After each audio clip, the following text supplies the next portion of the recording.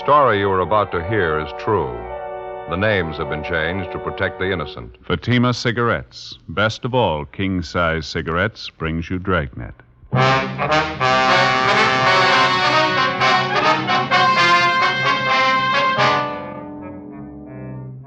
You're a detective sergeant.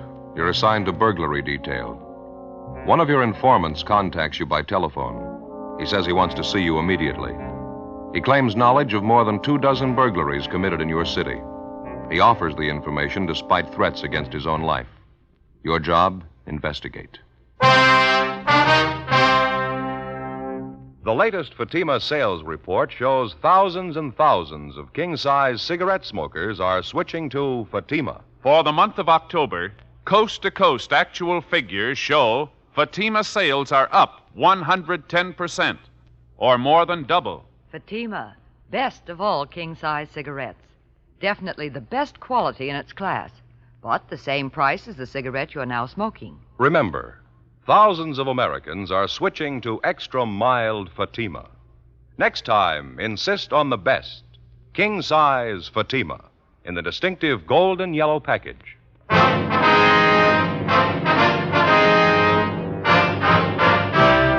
Dragnet, the documented drama of an actual crime.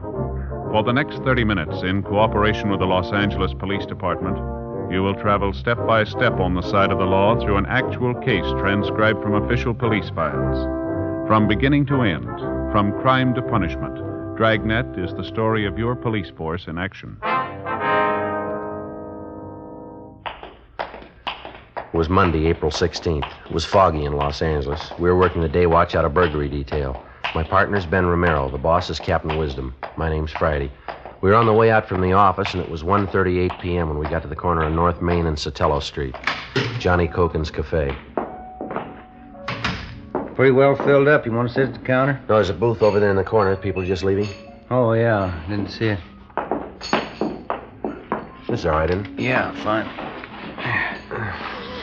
Oh, it smells good. I wonder what the special is today.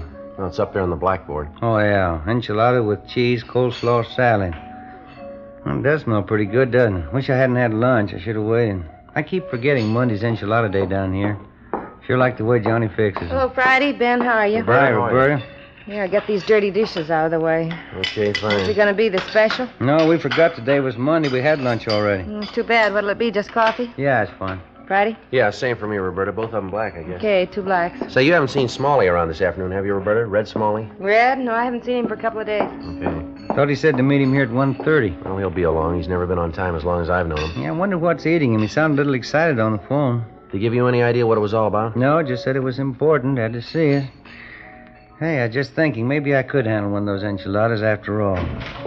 Yeah, there's Red. Oh, All right, fellas. Hope I ain't late. All right. Been a long time, Yeah, huh? sit down, Reg. Good to see you. Yeah, thanks. What's new with you, anyway? Oh, not too much. How's it with you? Here you are. 2 coffees black. How are you, Red? Hungry. What about a hamburger steak, huh? Some coffee, too. Hamburger steak and coffee, right? You're looking pretty fair shape, Reg. You working steady now? Well, you know how it goes. On again, off again. Put in a full month playing bar boy at Ziggy's joint place down in South Main, you know. Mm-hmm. What happened there? Business fell off, and Ziggy said he had to let me go. Been kind of thin ever since. I'm hustling programs out of the racetrack right now. It's not too bad. Can't afford to bet, but I get to see the races free. You can't have everything, I guess. I understand you're a little worried about something, Red. Anything serious? Well, yeah, might be.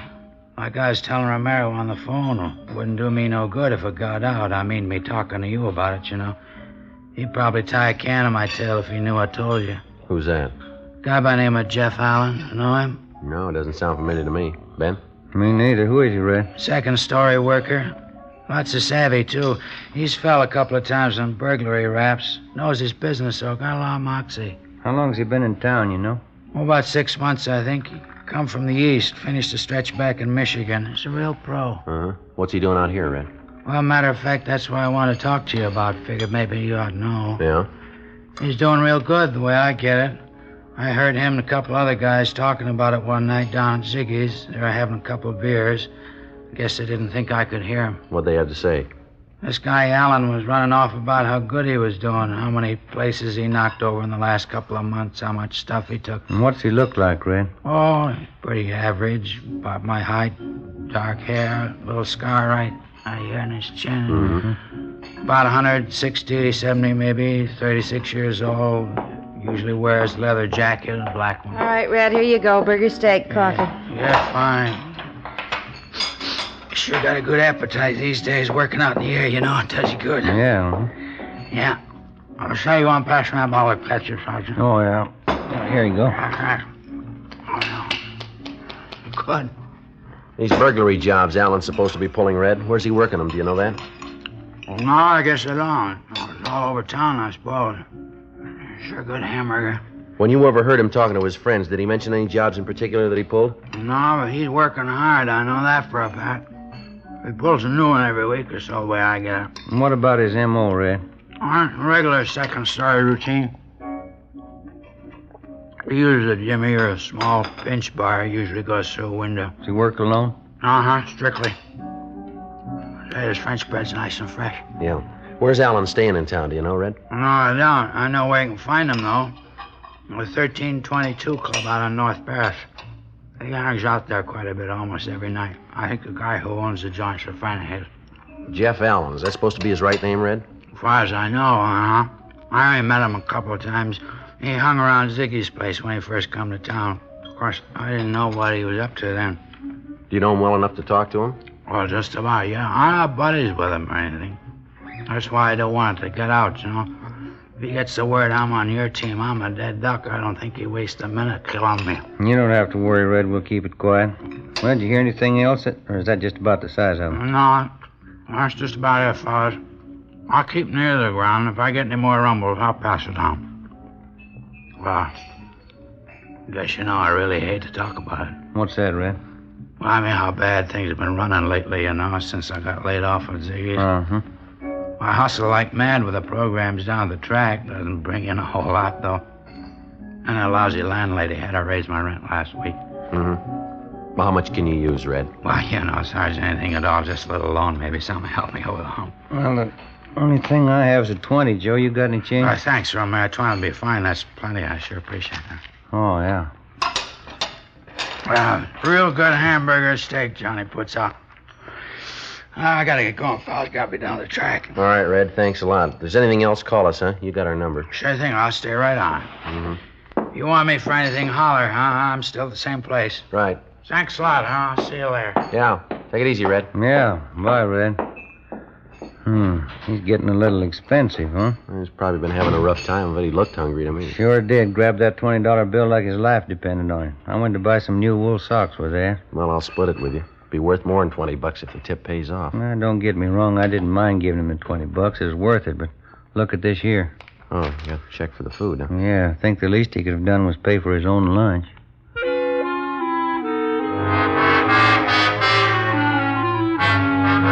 By and large, the character of the informant, in fact or fiction, isn't generally regarded with too much sympathy. To most people, the informant's nothing more than a stool pigeon, a squealer, somebody who, by the very act of informing, commits a sin against a supposedly popular unwritten law. Well, it's obvious that this isn't always so, because in the interests of law enforcement and justice, which means the betterment of the community, the informant very often plays a major role. Year after year, informants are responsible for the apprehension and conviction of many hundreds of criminals, people who rob and cheat and commit murder, crimes that are obviously far deadlier than informing. As for the mechanics of law enforcement at the level of the working detective, the informant is considered virtually indispensable. It's been said before by peace officers, and it'll probably be said again quite a few times. If your job is catching criminals and enforcing the law, this is the first rule you have to learn. The working detective is no better than his informants. 2:12 p.m. Ben and I had no idea if the information we'd gotten from Red Smalley was authentic or not, but it had to be checked out. We went back to the office and had Frank Cunningham and R&I check on Jeff Allen. We also had the stats office make a run for us on suspects with similar MOs.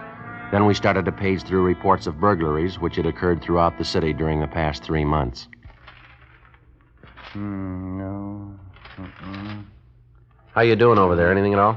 Not too much. Wait a minute, maybe. This might be one of them. Here, let me see. Home in Hollenbeck Park neighborhood. Burglar's M.O. matches out and a time element, too. Happened 6 weeks ago. Window on the second floor of the house was pried open. They took furs and money, $23. Uh-huh. That's the only one you found? Another one here I took out a minute ago. M.O.'s pretty much the same on this one, too. Only thing different is the night of the week it happened on. This one's a Thursday. That one there's a Sunday. Yeah, it checks out pretty close otherwise. There's only one thing I can't figure. What's that? Well, Alan's supposed to have been in the city for at least 6 months. According to Red, he's working a job maybe once a week, once every 10 days or so. Now, you got 2 reports there that match his M.O. here. I picked out 2 more from that other pile. Seems to me if he's been working in town for a couple of months, there ought to be more than 4 reports on him, shouldn't there?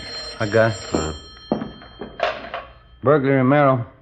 Oh, yeah, Frank. Jeff Allen. Is that so? Oh, you have, huh? Okay, right, Frank. Thank you. Yeah? R&I got a make on Allen. He's had one arrest here 4 years ago on a vag charge. He's a loser out of Michigan. Fell for burglary. Never been picked up for burglary here, though. He isn't registered. And that's all, huh? That's it. Doesn't seem to gel right to me, does it to you? A lot of loose ends to figure out. I wonder if Red was handing us a line on this thing. Why would he?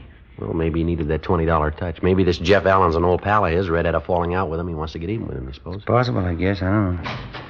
Hi, Joe. Ben? Oh, hello, Tabor, Jim. what do you say? What's with you? You still on that stakeout south end of town? Yeah, 3rd week. Sure getting dull. You two look busy. What's all this? Oh, we got a tip on some prowl artist trying to get a line on him. Take a look at this 3.1, will you, Jim? You run into any jobs recently that stack up like this in here? Let's see. We're shooting in the dark on it so far. I don't know if we got anything or not. I'd say you got it. Burglary report in 77th Division this morning. Happened to check it when I was out there. Same M.O. as this? Same everything. 4:55 p.m. Ben and I went down the hall to the record bureau and picked up a couple of mug shots of the suspect, Jefferson Allen. Then we drove out to the 1322 Club on North Ferris Avenue in the Silver Lake District, the neighborhood bar where Allen spent most of his time, according to our informant, Red Smalley. We staked out in a car down the street where we could keep an eye on the front door to the bar and still not look suspicious. Between 5 and 7:30 p.m., we watched at least 24 customers entering or leaving the bar, but none of them came close to Allen's description. 8 p.m., nothing. By the time we were relieved on stakeout at 11 p.m., Allen still had failed to show. Late the following afternoon, we were back at the same spot, watching for a sign of the suspect. 6:48 p.m. How you fix for smokes? Oh, I think I got a couple left. Yeah, here you go. Oh, thanks. KGPL Los Angeles. I got a light here. Yeah. 11A, 6th and Spring. 11A, 6th and Spring. Hey, have a look, Joe. Gray hat, dark suit.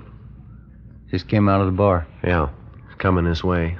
Yeah, I'll buy it. That's him. Getting in that blue sedan. All right, don't press him. Let's give him a good lead. Right. He's getting in.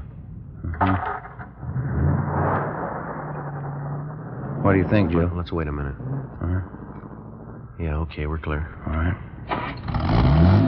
You got him spotted? Yeah, no trouble. That's a funny one, huh? Wonder why we didn't see him go in the bar. I don't know. Might be a delivery entrance in the back of the place we could have missed. Can you make out that license number? Can you pull out just a little? That's Yeah. good. Yeah, let's see. 7 Tom 7 972. I better check it. 80K to Control 1. 80K to Control 1. Control 1 to 80K. Go ahead. Control 1, request rolling make and DMV on 7 Tom 7 972. That's 7 Tom 7 972. Control 1 to 80K. Roger. Stand by. KMA 367. Doesn't seem to be in any great hurry. Barely poking along. Where is he now? I can't see. Just turned right onto Bronson. I want to give him plenty of lead. Uh-huh. Yeah. That's him up ahead there. He's picking up speed. Now, don't lose him. Right. Control 1 to 80K. Control 1 to 80K. Come in, please. Here we go. 80K to Control 1. Go ahead.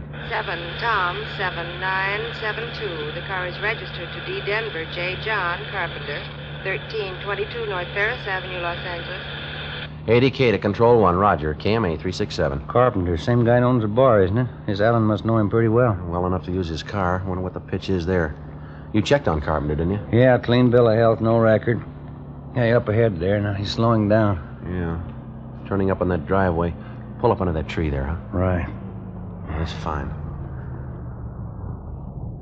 See him? Uh-huh. Getting out. going into that bungalow over there. Letting himself in the front door. No sign of anybody else there, huh? No. House was dark when we drove up, wasn't it? He couldn't be living there alone. He might be. Doesn't make much sense to me. Why would a single guy get himself a house that big? Well, let's wait it out. Maybe he'll come up with the answer. 9:15 p.m. We continued our stakeout on the bungalow on South Bronson Avenue. A little more than an hour passed when we saw the lights go out in the house. The suspect, Jeff Allen, came out the front door, locked up, got in his car, and drove off. Ben and I followed him. He drove directly to the bar on North Ferris Avenue, the 1322 Club. He parked his car and went inside. Ben and I drove back to the cottage on South Bronson and let ourselves in through the back door. A preliminary check of the house failed to give us any real proof that Allen was the suspect we wanted. The only possible lead we came up with was an expensive hunting rifle, which we found stored away in one of the closets. We copied down the serial number on the gun, drove to a neighborhood cigar store, called the office, and asked him to check out the number for us. Yeah, right, Murph. We'll wait for the call. Yeah, thanks. How'd you do? Gonna check it through now. They'll call us. Good. I'm a little hungry, aren't you? Would you like candy bar? No, I'm getting a little tired of them. I wouldn't mind a square meal, though. My back's killing me. Never been so sore in my life. Why, what's the matter? Did you fall? No, nothing like that. It's my snoring again. You're snoring. What's that got to do with it? Almost broke my back. It was the wife's idea. She claims when I'm sleeping, I roll over on my back and snore. Says it keeps her awake all night. Well, there's not much you can do about it, is there? Yeah, the wife thought of something. Supposed to be an old home remedy. She sewed a couple of golf balls right into the back of my pajamas. You get the idea behind it? If you roll over on your back, the golf balls dig into you and you have to roll over on your side again. Mm-hmm.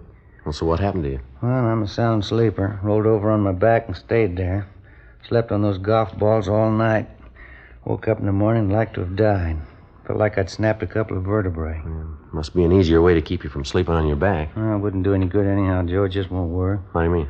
I snore just as loud sleeping on my side. I get it. Hello? Yeah, Murph. This is Joe Friday. Mm-hmm. W615344? Yeah, that checks. That was the serial number on it. When was that? Uh-huh. Yeah. Yeah, okay, Murph. Thanks. Bye. I think maybe we got a break. Yeah? They got a make on the gun we found. Is it registered to Allen? No, it was taken in a burglary 2 months ago.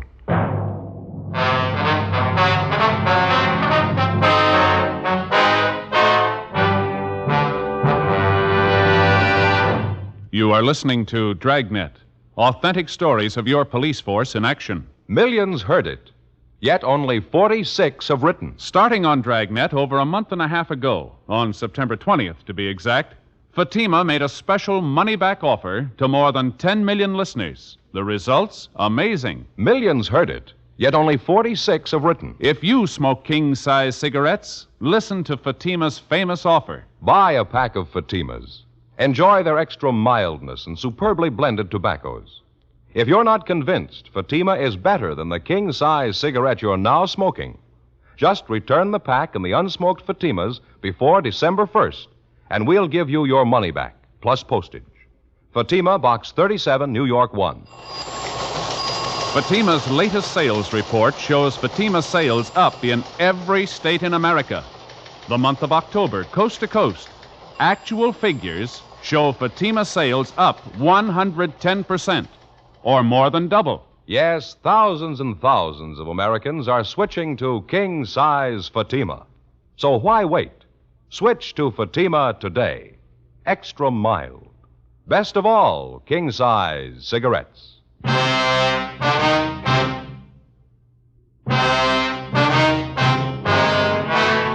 Tuesday night, April 17th, 10:38 p.m. We got additional information from the office on the hunting rifle that we'd found in the bungalow to which we'd trailed the suspect, Jefferson Allen, a few hours earlier. The gun was registered to a Mr. Robert LaSalle, 3008 Bush Street. The rifle, along with $300 in jewelry and $48 in cash, had been taken from LaSalle's home 2 months before during his family's absence. The burglar's method of operation matched Allen's alleged M.O. exactly. 10:45 p.m. After arranging for a stakeout to be placed on the bungalow on Bronson Avenue, Ben and I drove to the 1322 Club on North Ferris, where we located the suspect, Jeff Allen. Yes, sir, that's correct, Sergeant. I'm from back in Michigan originally. Been out here about 6 months now. Think I'm going to like it. Sure can't beat this weather, huh? You've been working here at the bar ever since you got in town, is that right? No, not quite. I've been here for about 4 months. It's kind of a handyman job. I help the bartender when I can, keep the storeroom in order, see everything shipshape, you know. Uh-huh. You ever been in Los Angeles before, Alan? Yeah, just once before, a couple of years ago. Wasn't so good then. Jobs were hard to get. I ran into a little bit of trouble. Finally went back east again. I see. What was this trouble you had? Well, as I say, jobs were pretty hard to come by then. I kept checking around, but I couldn't find anything. Wasn't so good. I finally got picked up on a bag charge. Mm-hmm. Spent a couple of weeks at the county. When I got out, I figured the best thing was to head back east again. A lot better this time, though. I'm doing okay. See, I couldn't get you anything, huh? No, thanks. Just the same. There's something maybe you'd like to talk to me about? Anything I can help you with? It's a routine checkup we're on. Got a few more questions for you, if you don't mind. Sure. Let's take one of these booths back here, huh? Might as well be comfortable. Yeah, okay. Go ahead. You sure I couldn't get you anything? A bottle of beer, Coke, maybe? No, thanks. You have your family out here with you, Alan, your wife? No, I'm not married, Sergeant. I haven't taken the plunge yet. Figure there's plenty of time for that. It's hard enough to keep myself going these days, let alone a family. Yeah, I know what you mean. You ever been arrested before, Alan? I mean, other than that vag charge you mentioned, you ever served any big time? Yeah, matter of fact, I have, back in Michigan. Pretty dumb trick. I got in trouble as a kid. Burglary. Served all my time, though. I don't owe them a day. I'm washed up with that stuff a long time ago. It just doesn't pay, that's all. And that last time there was any trouble was that vag charge. Is that it? Yes, sir, that's it. As I say, I'm all washed up with that stuff. It doesn't pay off at all. I got wise to that. Mm-hmm. Glad to hear it, Alan. You figure you're going to stay on here, then. Make this your permanent home. Yeah, I think I might. I sure like the weather. Job suits me, too. Boss even lets me use his car once in a while. Pretty nice, huh? Yeah, huh? Where you living now? You got an apartment in the neighborhood here? Yeah, I got an apartment. Nice little place. Not exactly in the neighborhood, though. It's out in West Hollywood, right on a bus line. No trouble getting into work. Just a small apartment. Whereabouts in West Hollywood? You mind giving us the address? No, it's on Norwich Avenue.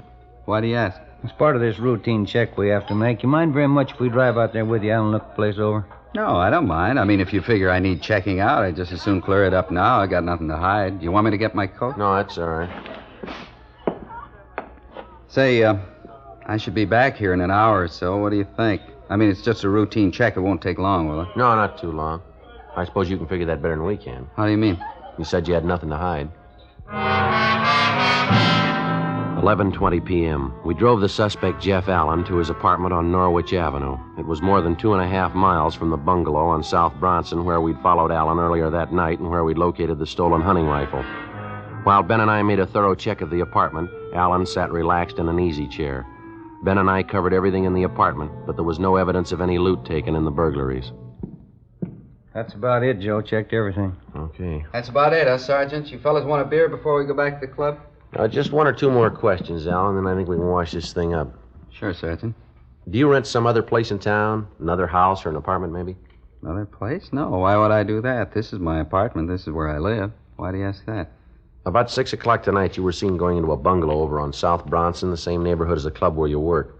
We got a pretty good idea that there's quite a bit of loot from burglaries stored in that house. I don't follow you, Sergeant. I don't know what you mean. I don't live on South Bronson. I live here. You ought to be able to tell that. You were seen going into the bungalow, Alan, about 5 minutes past 6 tonight. We found a stolen hunting rifle in the house. It was taken in a burglary. You think you want to tell us about it? No, I can't tell you anything about it. I don't have any bungalow on South Bronson. I'm not even sure I can tell you where the street is. Well, you better get your hat, mister. We'll show you. 11:48 p.m. We got in the car and started driving down Beverly Boulevard back toward the bungalow on South Bronson Avenue. When we got to the bungalow, the suspect still refused to admit that he had a key to the door or that he was in any way concerned with the place. We had him empty his pockets, and among his possessions we found a ring of keys. We tried them on the front door of the bungalow. The fourth one we tried opened it. We went inside. Allen still would admit nothing. Ben contacted the landlady next door, and she said she'd be right over. I continued questioning him while Ben checked through the house again. Hey, Joe. Joe, you want to come back here? I think we got something. Yeah, all right, Ben. You want to go ahead back there, Allen? Sure, okay. Still can't tell you what the score is, though. I don't belong in this place. It ain't mine. Well, that key you had seemed to fit the front door all right. How do you figure that? That doesn't mean anything. I had that key for years. I think it's a skeleton key. Opens almost any kind of lock. Down here, Joe. Small basement here. Leads right down off the kitchen. Yeah, all right. Go ahead, Allen.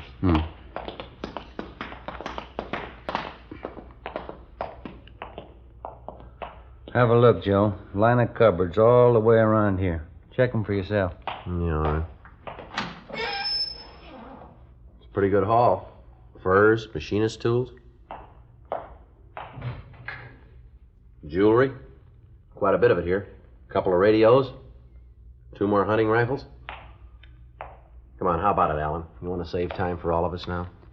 You got it wrong, Sergeant. This isn't my place, I told you. When I got out of that trouble back east, I made up my mind I was all washed up with this kind of stuff. This house isn't mine. I haven't got anything to do with it. You're kidding yourself, Alan. You know that. No, you got it all wrong. You got it all mixed up. Well, we'll let the landlady tell us. The woman who owns this house, she's on her way over from next door. She ought to be able to tell us who she rented the place to. Wouldn't you say so? Wouldn't you? She might be wrong. It's possible. No, look, we got you dead to rights, mister. Why not face it? Can't. Won't do it. I made up my mind the last time. It wouldn't happen again. I was all washed up with it. I won't go through it again. They'll send me back. I won't be able to take it. Maybe you should have figured that before you started in. I didn't mean to. I was all washed up with that stuff. I told you that the first time I saw you, didn't I? Yeah. I was sure of it, too. I wouldn't try it again. Didn't pay. It's just what I told you. I'm all through with it. I'm washed up with it. I never lied to you, did I? What's the difference? Huh? You lied to yourself.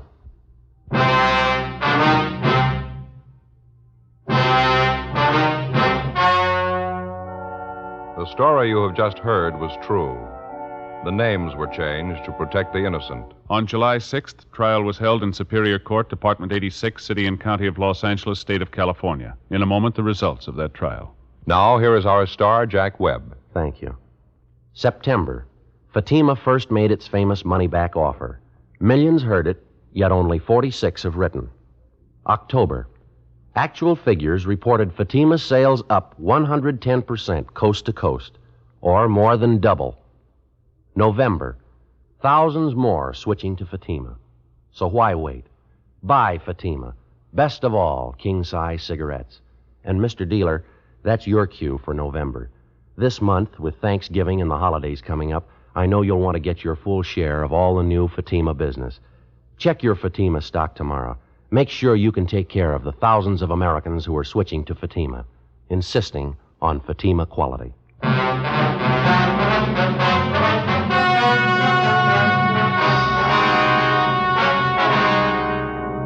The apprehension of the suspect, Jefferson Harold Allen, resulted in clearing 22 cases of burglaries committed over the past 4 months. Allen was indicted on 22 counts of first-degree burglary and received sentence as prescribed by law. First-degree burglary is punishable by imprisonment in the state penitentiary for not less than 5 years. Ladies and gentlemen, only 2.6 patients out of every 100 reaching the most forward hospitals in Korea died later. The comparable figure in World War II was 4.5. According to official medical statements, the almost miraculous success in saving the lives of casualties is owing in part to the prompt use of blood plasma on the battlefield and whole blood in military hospitals. Whole blood reduces shock, a potential killer, and replaces blood lost through bleeding. In the treatment of many battle casualties, there's no substitute for blood. Every American who has given blood can and should feel he personally has contributed directly to the saving of the life of an American boy. This month, your country is short 300,000 pints of blood. Please give your blood and save a life.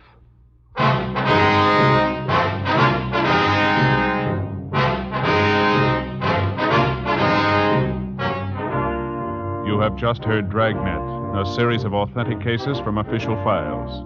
Technical advice comes from the Office of Chief of Police W.H. Parker, Los Angeles Police Department.